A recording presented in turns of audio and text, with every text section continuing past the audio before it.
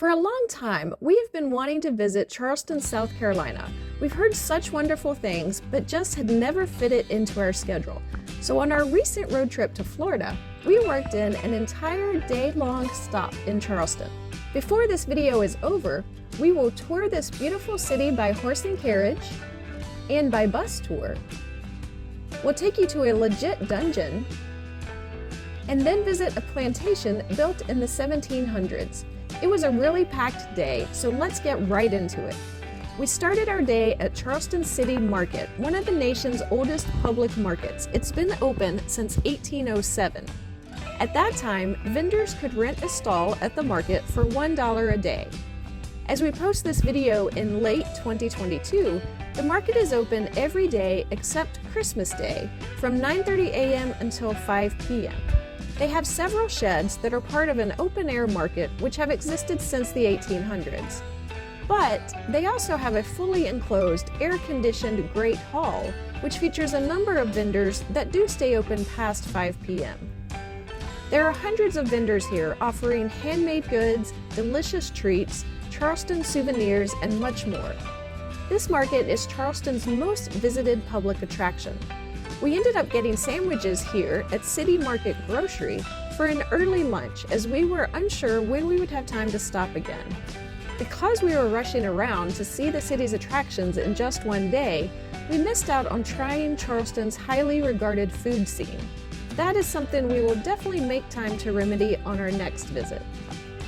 Because Charleston was once a port used for the U.S. slave trade, the idea has spread that this city market was once a slave market, but that is actually inaccurate. Enslaved people were never sold here. They were mostly sold along the waterfront, where the ships carrying enslaved people would dock. There is one building less than a mile away from the market that was once a slave market. It is the last surviving building that once served as a slave market in South Carolina. The building became the first African-American slavery museum in the U.S., known as the Old Slave Mart Museum. We were unable to fit it in during our one day in town, but it is something we want to check out on our next visit. Next up was a bus tour with adventure sightseeing. This 90-minute bus tour cost $29 per person ages 12 and up, and $18 per person under the age of 12.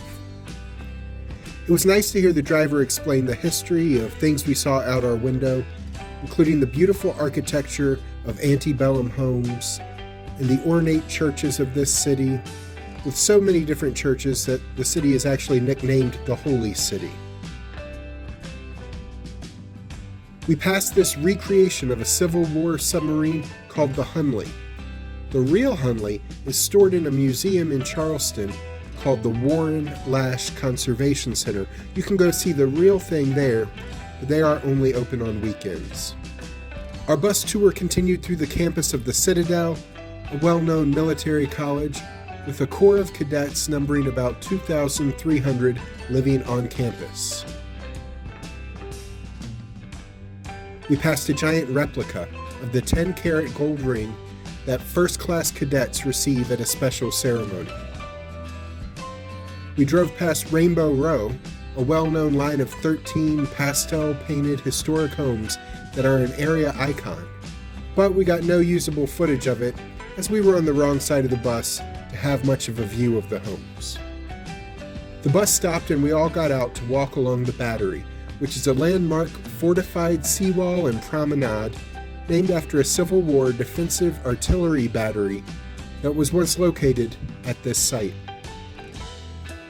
Fort Sumter, a 5-sided brick fort on an island, was barely visible in the distance from the Battery. That fort is best known as the place the Civil War began, and it is open for touring, but due to time constraints, we're having to save that for our next visit as well. We all got back on the bus and the tour continued. It's always nice to hear from someone in the know about an area's history and culture and architecture. We learn much more than we would have if we just drove around town. So if it's your first time in town, we definitely recommend one of these bus tours, or a horse and carriage tour, but we'll talk more about that later on. By the way, if you're enjoying this video, please do us a favor and click the like button and consider subscribing and hit the notification bell so you'll know when new videos are posted. Both of these are easy steps that will help our channel grow, and we would appreciate your support. Our visit continued with a tour of the Old Exchange. Tickets to tour this site are $12 for adults and $5 per child. This old building, originally built as a custom house and public meeting place, played an important role in the city's history and even in U.S. history. Our tour started in the dungeon. Yeah, they have a real dungeon in the basement. It was actually used as a storage area for goods brought into port at first, but in the Revolutionary War, the British gained control of the building and used the bottom floor as a military prison. Americans who were caught as prisoners of war, private citizens who didn't obey the British, common criminals, and even enslaved people who had escaped from local loyalists to the British Crown were all kept in the harsh confines of this converted dungeon.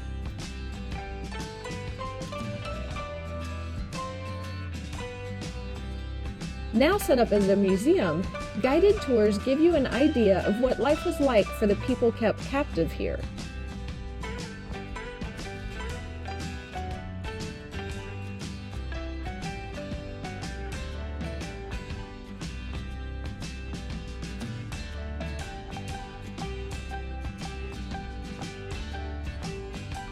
The two floors above are also historically significant.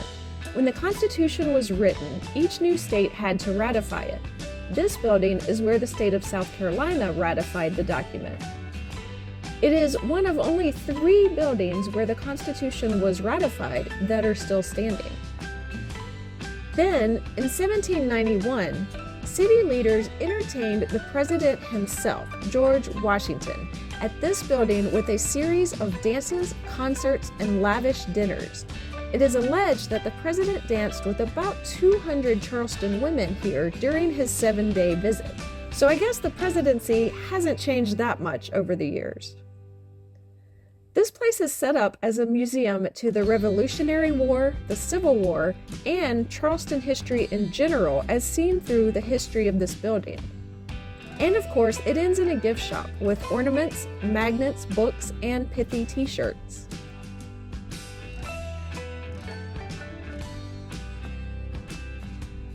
Next up on our tour is a visit to a plantation named Drayton Hall, which opened around 1750.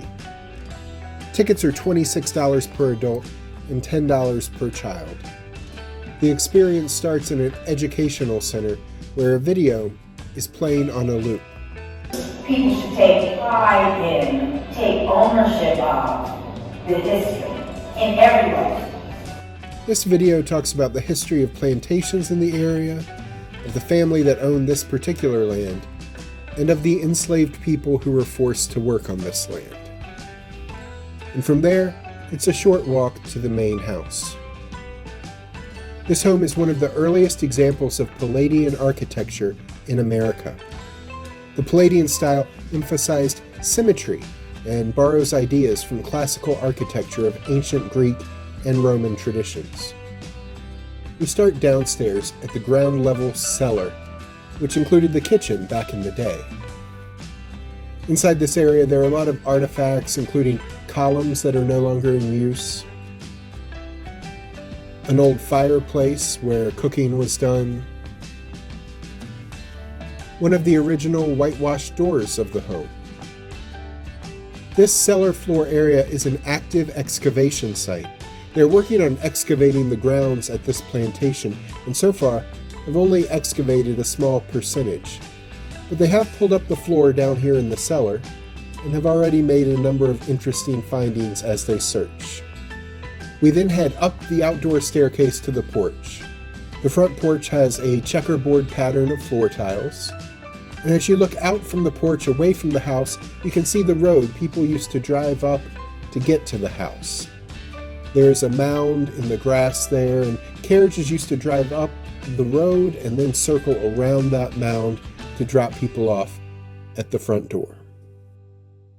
On the porch is a painting of what Drayton Hall used to look like. You can see 2 curved colonnade walls coming out from the main house with a covered walkway on each side that led to a flanker house to the right and left of the main house. You can see in that painting the Palladian emphasis on symmetry and ancient Greek-style columns. The wings and the flanker houses are now gone, only the main house still stands. There are gravel markers on the ground showing where the flanker houses once were. We aren't sure what the flanker houses were used for, but some was likely housing for guests, or used for plantation office space, or possibly even housing for enslaved people. We couldn't record video in the main house, but we were allowed to take pictures. This home has never been restored, and they plan to leave it unrestored, so they won't be adding a fresh coat of paint anytime soon, for example. They want to preserve the house as it is, not restore it to its former glory. But you can see the exquisite details of each room in these photographs. There are rooms upstairs, but you have to show up for a guided tour, which is currently only held a few times a day, if you want to tour the upstairs rooms.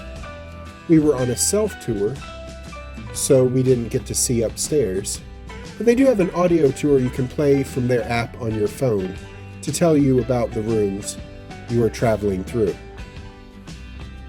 The Drayton's wealth was built on raising cattle, producing indigo, and growing rice, all of which was accomplished through the work of enslaved people. But almost none of that work took place on the grounds that you can tour today. It took place elsewhere on the Drayton's plantation empire, which at its height was 76,000 acres.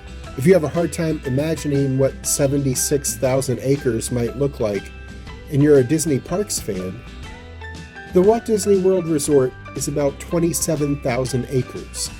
That includes all 4 theme parks, 2 water parks, Disney Springs, all the hotels, all the backstage areas. The Drayton Empire of Plantations was once almost 3 times the size of all of Walt Disney World. After touring the main house, we visited the caretaker's house. This house has been turned into a museum about the lives of the enslaved people who once worked this plantation and their descendants, many of whom continued to live as free people working on the property until about 1960. After slavery was ended in the United States, many formerly enslaved people stuck around for a new line of work as phosphate mining began on the Drayton property. One descendant of slaves who lived on this property was named Richard Bowens. He eventually grew up to become an interpreter at Drayton Hall until near the time of his death in 1998. Much of what we know about the history of this place in the 1900s is a result of some of the memories he shared. Both black and white descendants of Drayton Hall attended his funeral to celebrate Mr. Bowen's life, in spite of the complicated history of their ancestors.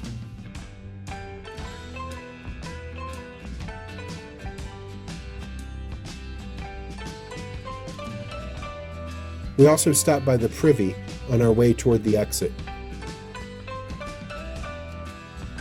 This fancy outhouse once sat 7 people. It's no Buc-ee's.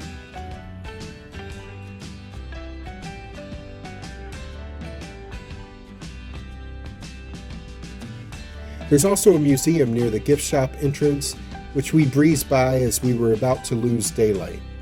We did stop by the African American Cemetery on our way off the property, where Mr. Bowens and other African Americans who lived on Drayton property are buried, to pay our respects.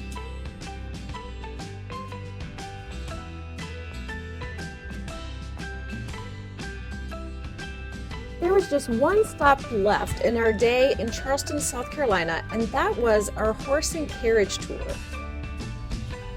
We loved seeing the town again, but this time lit up at night.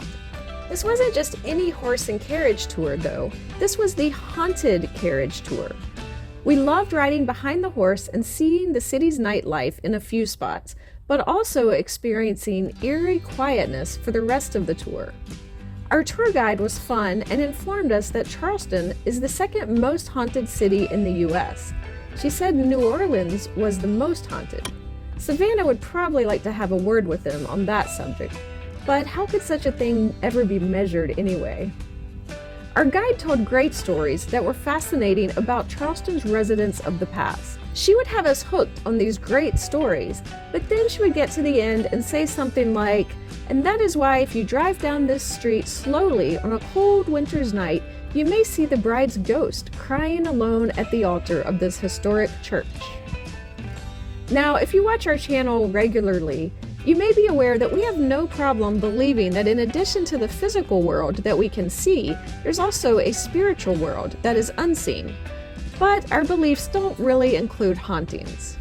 We enjoyed the stories and the carriage ride, but if you're not a true believer in ghosts, you may not be able to stop yourself from the occasional eye roll.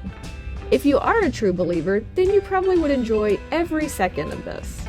In either case, the ghost must have been asleep the night we rode through because no one on our carriage saw any. This 40-minute horse and carriage tour put on by Old South Carriage Company costs $50 per adult and $40 per child. The daytime, non-haunted version of the carriage tour costs the same amount. We loved Charleston, and we have a lot more that we want to see the next time when we hopefully have more than just a day to spend there. Click the links at the end of this video to see videos of the time that we spent one day on Ocracoke Island in North Carolina and the time we spent one day on Tybee Island in Georgia. I'm Alice. And I'm Jack. Be sure to click the subscribe button and ring the notification bell so we can see you the next time we're traveling through.